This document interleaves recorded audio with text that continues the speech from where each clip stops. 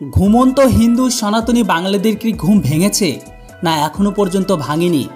Murshidabad West বেঙ্গলের পরিস্থিতিকে দেখে না এখনো তারা শিক্ষা পায়নি?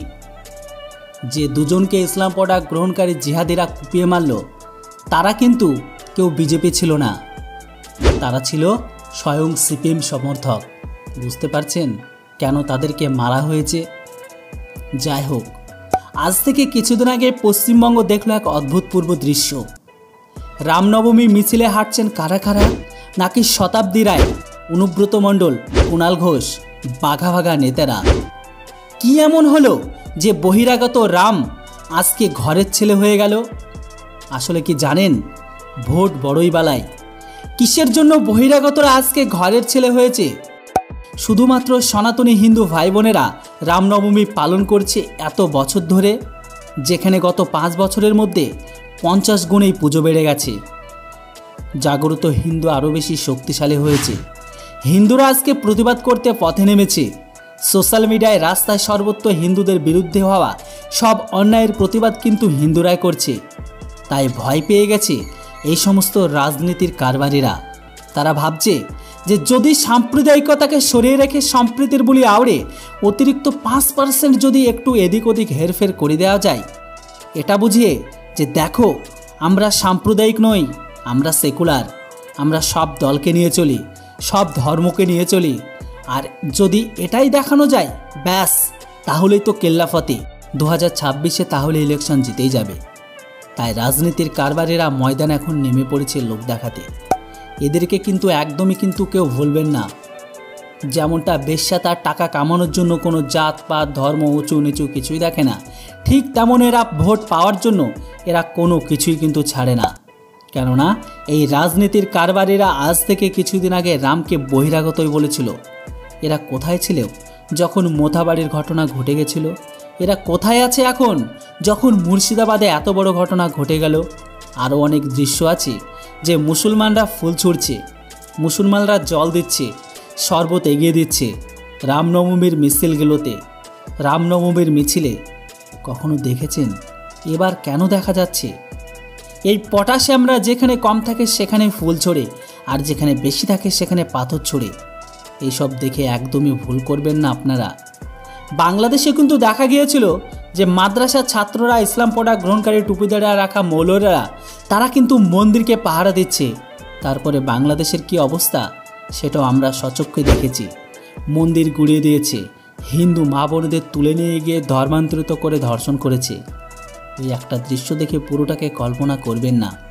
যারা জল বিতরণ করেছে, যারা ফুল ছুঁড়েছে, সেই সমস্ত মুসলিমদের উদ্দেশ্যে বলছি, তারা কজন সেই দিন মোথাবাড়ির প্রতিবাদ করেছিলেন? সেই দিন কতজন ইসলাম প্রোডাক্ট গ্রহণকারী টুপিদারা রাখা ব্যক্তি ফেসবুকে স্ট্যাটাস দিয়েছিলেন যে মোথাবাড়িতে এটা করা উচিত হয়নি? কোনো রাজনৈতিক নেতা কি বলেছিলেন তৃণমূলের মোথাবাড়ি নিয়ে একটা শব্দ? না। অন্যদিকে অনুব্রত আর শতাব্দী ওদের বীরভূমে যতগুলো দাঙ্গা বার করব, যেগুলো বললে তারাও শুনে লজ্জা পেয়ে যাবে, তো সেই সমস্ত দাঙ্গা নিয়ে কোনোদিন তো কোনো কথা বলেনি। কিন্তু আজকে হঠাৎ করে তাদের মনে হয়েছে রামনবমী করার প্রয়োজন পড়েছে, মিছিলে হাঁটার প্রয়োজন পড়েছে, কারণ জাগ্রত হিন্দু শক্তিকে তারা এখন ভয় পেয়েছেন। একটা কথা মাথায় রাখবেন, সব সময় মাথায় এটাও রাখবেন যে নাস্তিক যদি আস্তিক হয় সেটা কিন্তু হঠাৎ করে হয় নাই। ব্যাপারটা এমন নয় যে আপনি ঘুম থেকে উঠলেন আর সকালবেলায় ভাবলেন যে আমি আজ থেকে ধর্মকর্ম পালন করব। এটা কিন্তু এমন নয়। যদি কোনো নাস্তিক ব্যক্তি যিনি ধর্ম মানেন না, যেটা আমরা এর আগে দেখেছি, তারা যখন আস্তিক হবেন, যখন ধর্মের প্রতি শ্রদ্ধাশীল হবেন না, সেটা একদিনে হয় না, আস্তে আস্তে ধীরে ধীরে হয়। ওনারা যদি সত্যি ধার্মিক হতেন না, তাহলে ধর্মপ্রাণ মানুষের ওপর অত্যাচার হচ্ছে সেটা দেখে মুখ বুজে কখনোই সহ্য করতেন না। ওনারা শুধু দেখাতে চাইলেও যে পশ্চিমবঙ্গের মানুষকে এটা কী রকম বলুন তো, পুতনা এসেছিল মায়ের বেশে, মনে রাখবেন রাবণ এসেছিল সাধু বেশে, তাই খুব সাবধান। এই ধরনের রাজনীতির কারবারিরা যারা অভিনয়কে নিজের পাথেয় করে, আজকে রাজনৈতিক মঞ্চ করে, তারা নিজের দিকে ভোট তৈরি করতে হিন্দু ভোটকে ভাঙতে এসেছে। আমি আবার সনাতনী ভাই বোনদের কাছে বলছি, একদমই ভুল করবেন না, এটার থেকে সাবধান থাকুন। কারণ আজকে যে ভয়টা ওরা পেয়েছে, ওই ভয় পাওয়াটা খুবই স্বাভাবিক, কারণ আপনারা জাগ্রত, আপনারা আজকে জাগ্রত হচ্ছেন, হয়ে উঠেছেন, সমাজকে জাগ্রত করেছেন। এমনকি তার জন্য হিন্দু শক্তি আজ পশ্চিমবঙ্গে বলীয়ান। আগামী দিনে সেটাই দেখা যাবে। তাই রাজনীতির কারবারিরা ভয় পেয়েছেন বলে তারা এখনও সরাসরি রাস্তায় নামতে দেখা যাচ্ছে। এদেরকে একদমই বিশ্বাস করবেন না। এরা কি করতে পারে তারা বিগত দিনে দেখিয়ে দিয়ে গেছে। হিন্দু থাকবেন কাদের সাথে? যে সমস্ত সংগঠন হিন্দুদের ছাড়া কখনো অন্য কারো কথা বলেনি, যে সমস্ত সংগঠন হিন্দুদের পাশে চিরকাল দাঁড়িয়েছে, তাদের পাশে থাকুন। কারণ পশ্চিমবঙ্গের হিন্দুদের ওপর আক্রমণ থেকে যদি বাঁচতে হয়, আগামী প্রজন্মকে যদি বাঁচাতে হয় আপনার নিজের স্বার্থে, তাহলে হিন্দু সংগঠনের সাথে থাকুন। আপনারা সবাই মিলে সংগঠনকে তৈরি করুন, হিন্দুদের হিন্দু সংগঠন, যেটা পশ্চিমবঙ্গকে বাঁচাবে। কারণ এই ল্যান্ড, এই হোমল্যান্ড একমাত্র হিন্দুদের হোমল্যান্ড। তাই এটাকে বাঁচানোর দায়িত্ব হিন্দুদের, সাথে জঞ্জালকে কেটে সাফাই করার দায়িত্ব আমাদের। মাথায় রাখবেন, কোনো জঞ্জাল সাফাই করতে গিয়ে ছোট হোক বা বড়, কেউ যেন বাদ না পড়ে। কারণ ছোট আগাছা বড় হয়ে আবারও আমাদের ল্যান্ডকে আবর্জনা তৈরি করে ফেলতে পারে। তাই আর কোনো ধরনের প্রলোভনের পা দেবেন না, আর এই মুখোশগুলো থেকে সাবধানে থাকবেন। আশা করি আমার কথা আপনাদের সামনে স্পষ্টভাবে তুলে ধরতে পেরেছি বা বোঝাতে পেরেছি।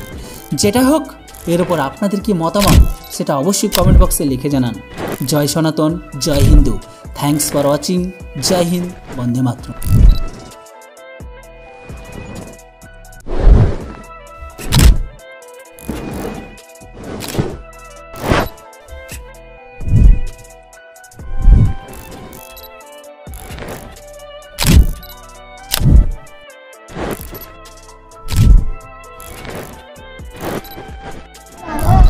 বলেন তো কি হয়েছে আপনাদের সাথে? সব বোমাবাজি করছে। আমাকে বলছে কি মোদি পাস করেছে, বিল পাস করেছে, তো হিন্দুকে একটা টিকতে দিব না, হিন্দুকে ঘুরে ফেলে দিব, হিন্দুকে লাহাজানি করব, হিন্দুর মাকে যদি এরকম করে বলছে, হিন্দুর ঘর পুরা ভালো ভালো জিনিসকে সোনা দানা নিয়ে লিছে, পয়সা নিয়ে লিছে, তারপর আগুন ধরিয়ে দিছে। আপনার বাড়ি? আমার বাড়ি বেলগুনা 16 নম্বর ওয়ার্ড, ডিস্ট্রিক্ট মন্দির পাড়া বাড়ি, 16 নম্বর মুর্শিদাবাদ, তাই তো? হ্যাঁ, মুর্শিদাবাদ।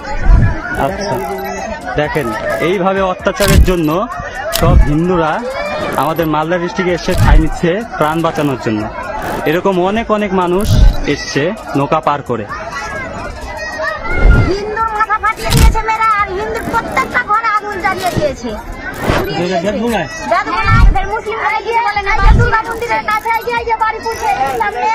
হিন্দুর সবটি বাড়ি পুড়িয়ে দিয়েছে, আর মুসলিমেরা সবটি সাপোর্ট দিচ্ছে। খাবার জানি নাবালক ছেলে না খেয়ে আছে। অনেক অত্যাচার। 3বার করে ঘর পুড়াইছে, 3বার করে বম ফুটেছে, 3বার করে ঘর পুড়েছে। ছেলে লাঠিতে দাঁড়িয়ে দাঁড়িয়ে আসছে, মেয়ে ছেলেটা তারা মেয়ে ছেলের গলায় হাতে লাগাইছে, আর সেই ঘর আগুন আছে, আর পালিয়েছে, আর ফের ভাঙচুর করছে। কিছু রাখে না, কিছু রাখেনি। মেয়ে ছেলের হাত ধরেছে, হিন্দুর মেয়ের হাত ধরে নিচ্ছে, বলছে কি রেপ করাকে, এরকম করে বলছে। শুনতে পেলেন কিভাবে অত্যাচার করছে।